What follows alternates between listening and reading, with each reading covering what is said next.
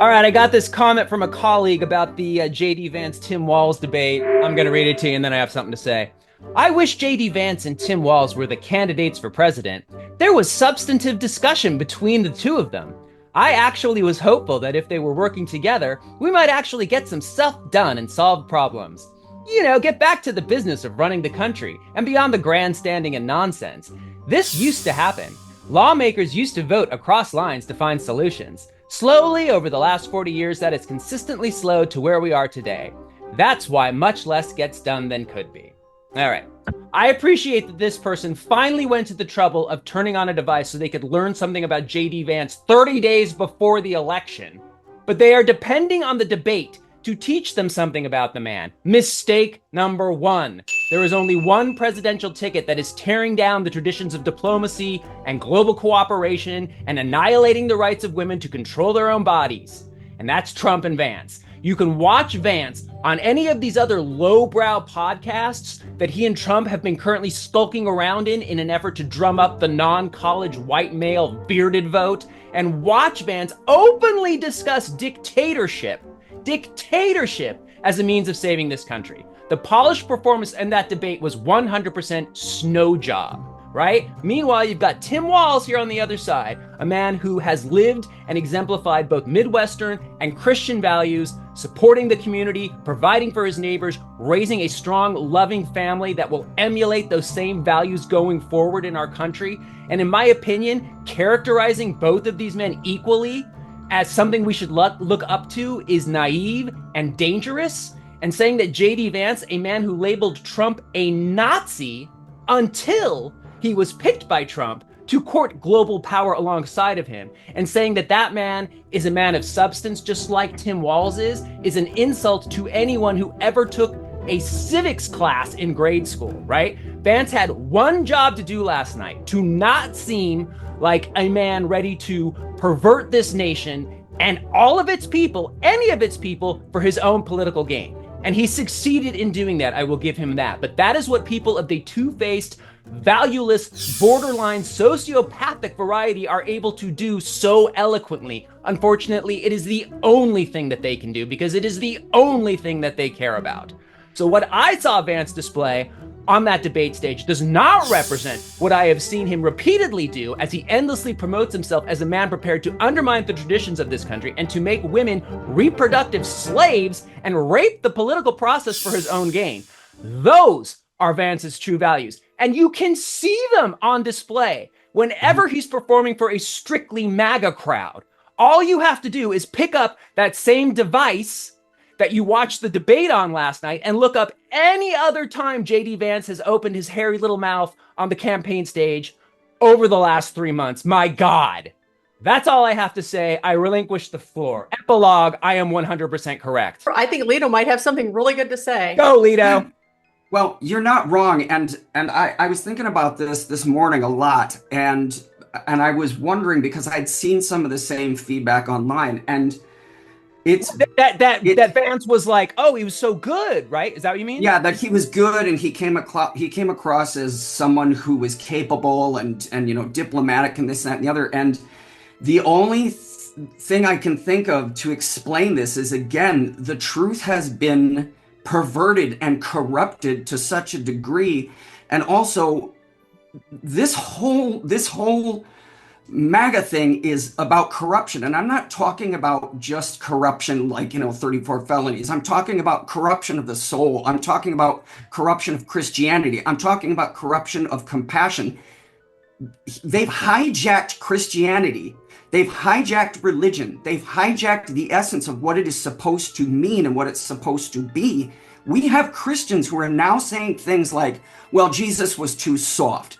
Jesus was too woke. Like, people are literally saying that. And if you really think that, you don't understand the entire true purpose of religion. And I can't speak for other religions, but I can speak for Christianity. And it's like they seem to be molded and melded into the mindset that Vance and Trump both really keep pushing, which is, we're going to get peace through strength. We're going to get, results through strength. Everything has to be strength. And I heard that a lot last night from Vance before I turned it off because it made me want to puke. And there is a time for strength, but there is also a time for patience, and there's also a time to speak softly. One of the greatest presidents ever said, use those words about speak softly. So I don't know what the solution is. I don't know how to get through to these people. Maybe Mary and Fennell do, but like, I literally am at the point where I'm just doing the work and I'm staying away from those convos because I feel in many ways it might just be too late. People want politicians to get along.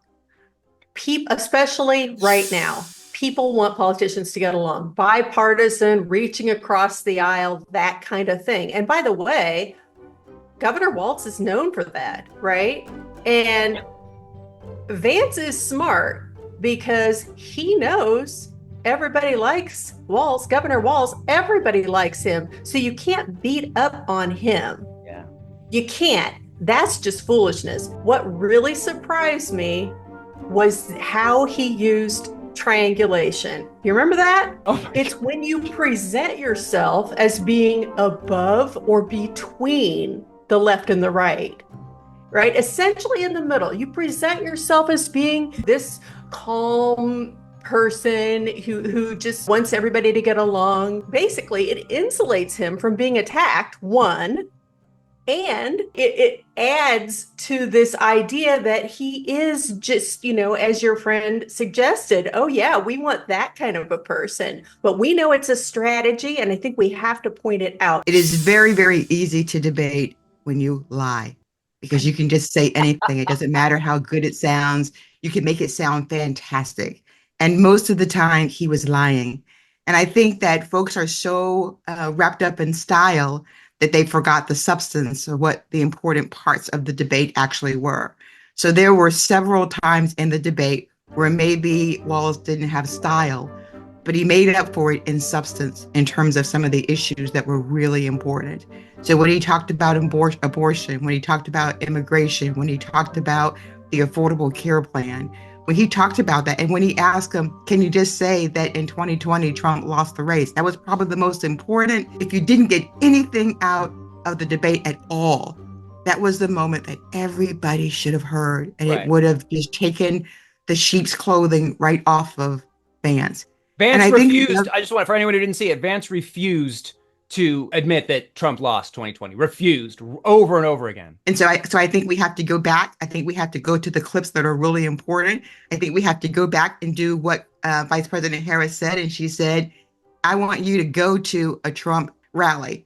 And we need to show regular people what those rallies are like. They are some of the most sinister, horrendous, hateful things that you've ever been to. And I think that people who are at those rallies are hateful.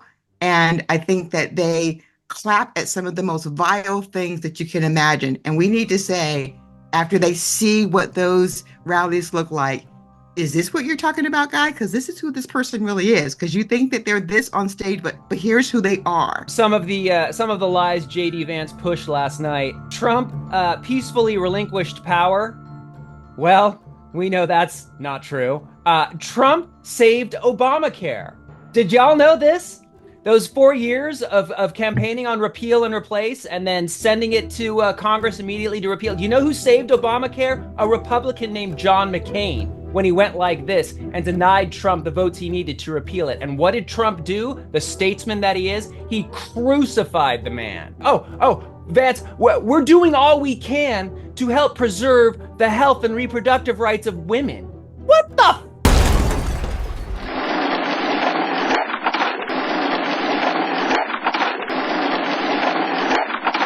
said that. And the thing is, this guy clearly has not been following the race, knows nothing about JD Vance, tuned in last night like many people did to see this guy and thought, oh, he's not that bad. Tim Walz had that conversation with the American people last night. He did an amazing job of looking into the camera and speaking to the American public the way he does best. I thought it was very, very clear, especially at the end. He said, America, you have a clear choice. Who's going to honor democracy and who's going to honor Donald Trump? I mean, he just kept going back and appealing to America. Will you stand up? He asked that at one point. I thought it was absolutely fantastic. And that was one of the places he really shone. We keep treating this election like we treat all elections. And this is so different. And so the question is, what are we going to do different? Here we are standing at this place that is a place that we've never stood before. And we can't keep on doing the same things we've always done. So what does it look like? What does it feel like? How do we have this fireside chat with the country, so to speak, in 2024?